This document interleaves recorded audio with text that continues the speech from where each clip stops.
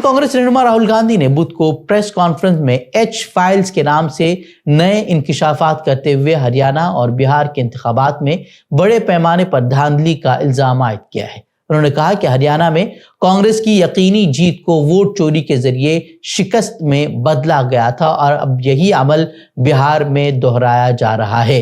राहुल गांधी के मुताबिक कई हलकों की सीसीटीवी फुटेज हज़फ कर दी गई, जबकि एक ब्राजीली मॉडल का नाम हरियाणा के एक हलके में 223 बार दर्ज था।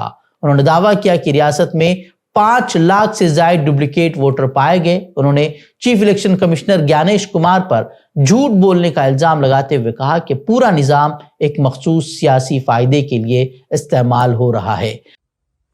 हमारे पास यही रास्ता है कि हम देश के युवाओं को बताएं कि जिस सिस्टम पे आप भरोसा करते हो, डेमोक्रेटिक सिस्टम, जिसके बारे में पूरी दुनिया में कहा जाता है India is the largest democracy, वो सच्चाई नहीं है,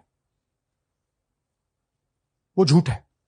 राहुल गांधी ने खबरदार किया कि यह सिर्फ इंतखाबी धांधली नहीं बल्कि जमहूरियत की रूह पर हमला है। उन्होंने नौजवानों से अपील की कि वो सच्चाई और अदम तशद्दुद के रास्ते पर चलकर जमहूरियत को बचाने का काम करें।